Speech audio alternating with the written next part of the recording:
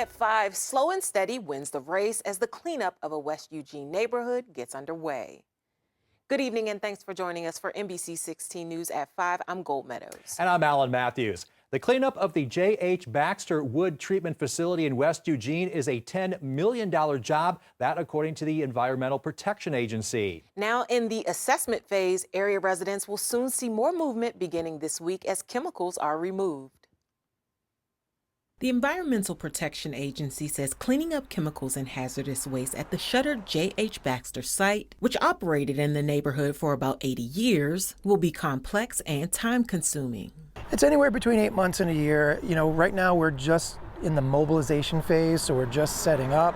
We're getting our trailer set up. We're bringing equipment in. We're still evaluating the tanks and how to open the tanks and how to get the material out of the tanks. They'll first remove liquids from more than 65 tanks, then solids, followed by the removal of the actual tanks. Meanwhile, JHB faces mounting debts with the Oregon Department of Environmental Quality. DEQ is collecting on those debts through liens on the property. The liens date back to 2021 and stem from waste and water quality violations, unpermitted treatment of hazardous waste, stormwater discharge violations, and multiple other violations. An agreement for payment was reached in July of 2022.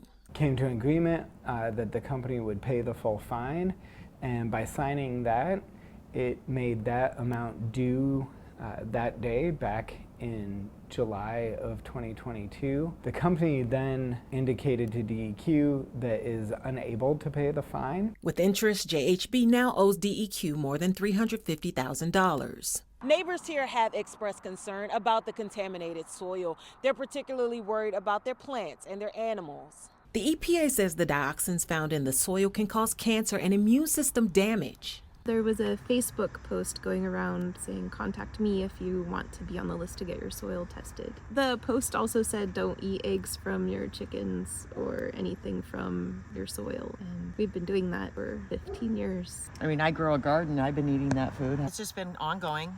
I go up to a spring and get my drinking water. I don't drink it. Nonprofit Beyond Toxics conducted health surveys and helped residents file complaints with the Lane Regional Air Protection Agency and DEQ. I lived in Bethel for most of my adult life, and I have a child who is a cancer survivor. I feel very 100% confident in saying that I believe that her cancer came from J.H. Baxter because as an organization, we asked for the OHA to do a health assessment on that area, and they found higher rates of lung cancer and Hodgkin's lymphoma. My daughter was one who suffered from Hodgkin's lymphoma. Beyond Toxics also held educational programs to keep the community informed. The EPA says they expect to start their first disposal of materials this Wednesday.